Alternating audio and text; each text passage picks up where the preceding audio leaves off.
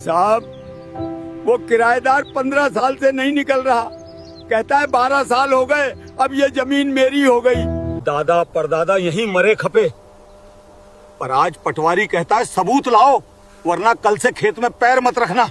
मेरी आंखों के सामने गुंडे मेरी जमीन घेर रहे हैं और पुलिस कहती है कोर्ट जाओ, ये हमारा काम नहीं है। आगे बढ़ने से पहले डिस्क्लेमर को ध्यान से पढ़ें। सावधान, सिर्फ रजिस्ट्री होने से जमीन पूरी तरह आपकी नहीं होती। आज मैं आपको वो दो कागज बताऊंगा जो अगर आपके पास नहीं है तो समझो आपकी करोड़ों की प्रॉपर्टी कानूनी विवादों के दलदल में फंस सकते हैं।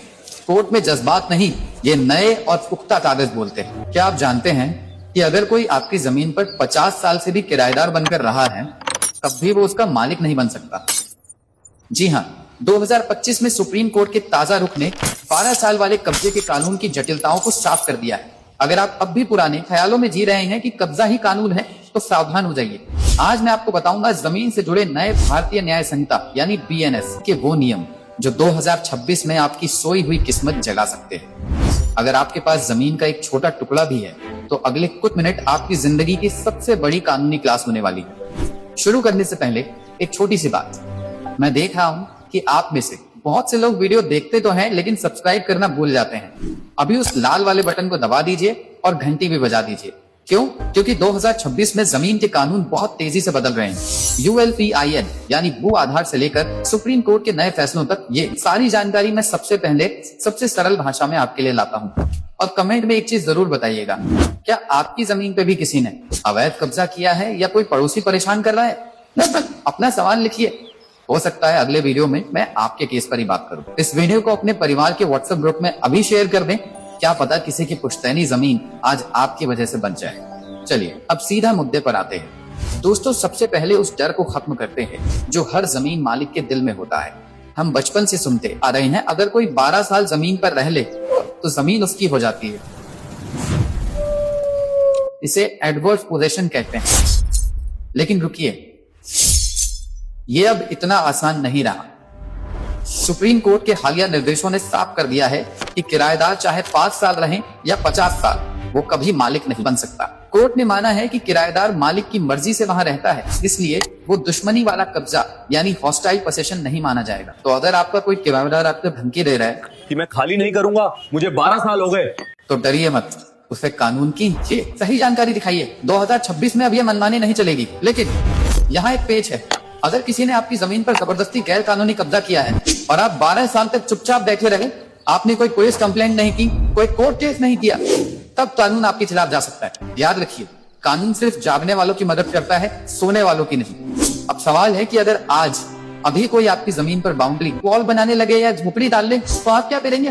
लाठी लेकर लड़ने मत जाइएगा। पहले हम पुलिस के पास जाते थे तो वो कहते ये सिविल मामला है, कोर्ट जाओ।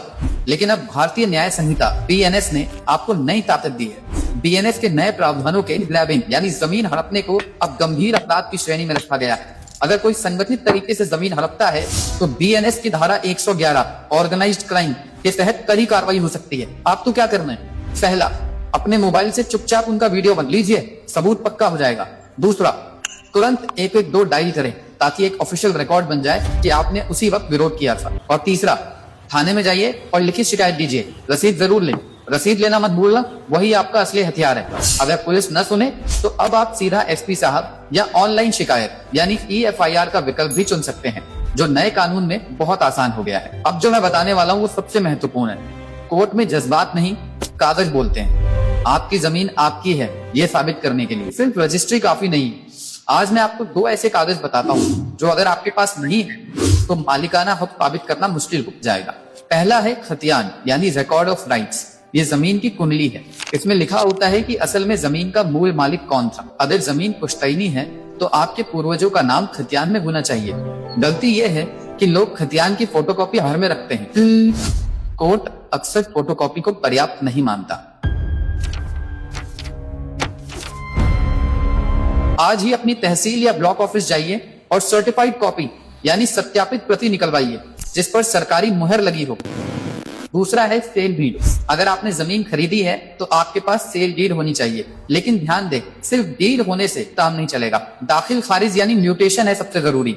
अगर आपने रजिस्ट्री करवा ली लेकिन सरकारी राजस्व रिकॉर्ड रेवेन्यू रिकॉर्ड्स में अपना नाम नहीं चढ़वाया तो कानूनी रूप से जमीन आज भी पुराने मालिक के नाम पर ही दिखती रहेगी।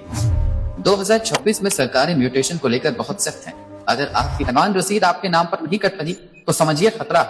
अक्सर हमारे समाज में बुजुर्ग अपनी जमीन जीते जी बच्चों के नाम गिफ्ट कर देते और बाद में वही बच्चे उन्हें परेशान करते हैं। अक्टूबर 2025 के आसपास आए कोर्ट के अपडेट्स और सीनियर सिटीजंस एक्ट के तहत अब ये साफ है कि अगर बच्चे सेवा नहीं करते तो वो गिफ्ट डीड रद्द यानी कैंसिल हो सकती है। बस शर्त यह है कि उस गिफ्ट डीड में देखभाल की बात का उल्लेख हो या उस भावना से दी गई हो। ये जानकारी अपने घर के बुजुर्गों को जरूर दे। अब बात करते हैं उस कानूनी बारीकी की जो अक्सर लोग मिस कर जाते हैं। सुप्रीम कोर्ट का अंथुला सुधाकर केस आज 2026 में भी आपकी ढाल है। इसे आसान भाषा में समझिए। जब भी विवाद होता है दो रास्ते होते हैं, एक इंजंक्शन स्टे ऑर्डर। अगर कोई आपको जमीन से निकाल रहा है तो आप स्टे मांगते हैं, लेकिन अगर सामने वाले ने आपके टाइटल यानी मालिकाना हक पर ही सवाल उठा दिया है तो सिर्फ स्टे से काम नहीं चलेगा।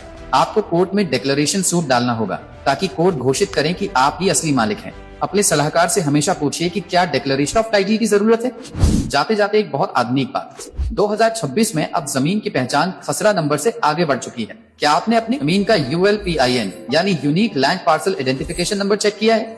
इसे जमीन का आधार कार्ड कहते हैं। ये 14 अंकों का नंबर है। सरकार अब ड्रोन सर्वे और सैटेलाइट से जमीन नाप रही है।